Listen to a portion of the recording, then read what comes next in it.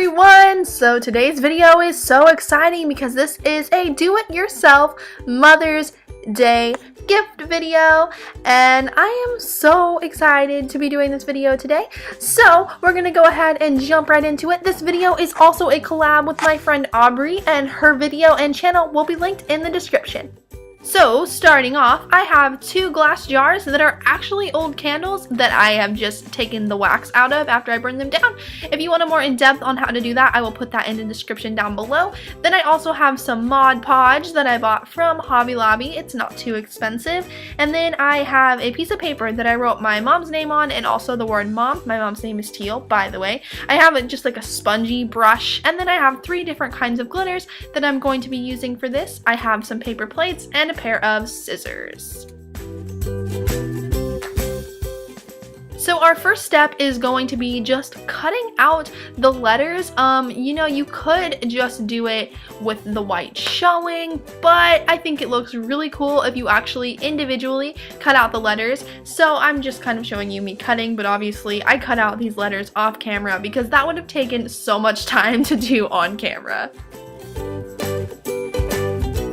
So after I got all of the letters cut out, I'm going to go ahead and I'm going to take my glass jar. And also, if you don't have a glass jar like this from a candle, you can buy glass jars like this from craft stores like Hobby Lobby or Michael's, and even Walmart or Target might have some, or even a dollar store. You never know. Just check. And I'm going to put a very thin layer of Mod Podge just along where I think the letters are going to go.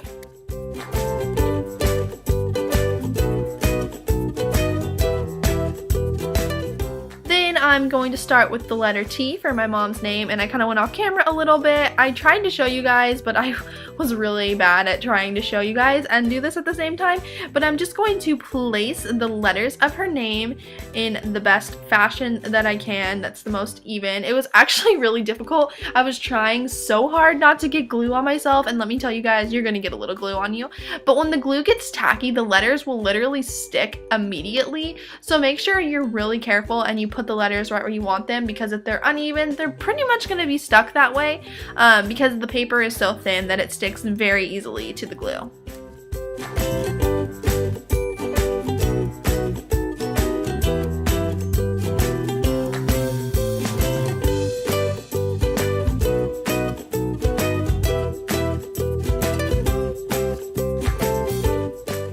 So now we are all done with that portion, and I think it turned out so cute.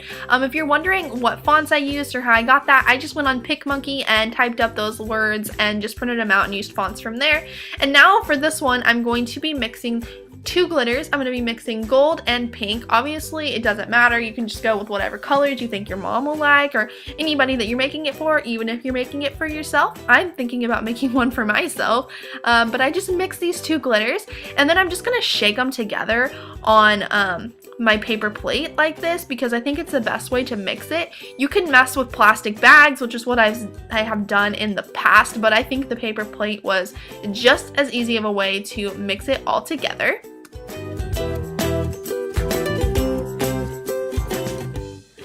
So now I am just putting more glue on here, and I was kind of moving the camera around and trying to make it in the frame, but you want to try your hardest not to make big glumpy or clumpy, or I don't know what word I'm looking for here, but you don't want a lot of excess product because you want a pretty thin layer of your glue, and you don't want it to be thick, because if it's thick, more glitter is going to stick to that area. You guys, I cannot talk. More glitter is going to stick to that area, and then it might look a little bit uneven. But for the most part, when this stuff dries, you can't even tell that there was glue there, and the glitter looks pretty even. So I wouldn't worry too much about that, but it's also for drying purposes. Things just dry a lot faster when you make sure it's even. So now I'm going to take the glitter and I'm just going to put it directly into my jar, and then I'm going to lay my paper plate back out because this can get a little bit messy, and I'm just going to roll the glitter around in it and tap it through the whole jar to make sure I cover all of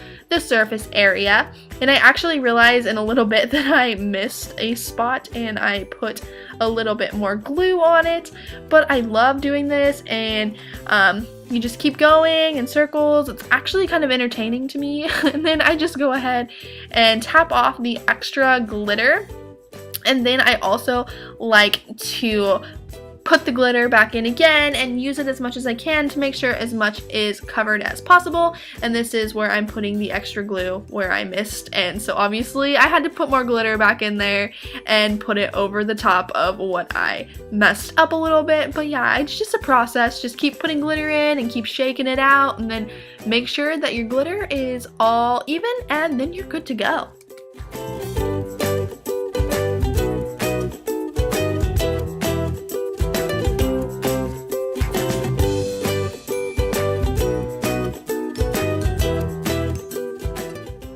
So there is what my jar looks like while the glue is still wet. When the glue is dry, it's so amazing. You can't even tell that there was ever glue there, and all you can see is the glitter. I promise you, it is so absolutely beautiful.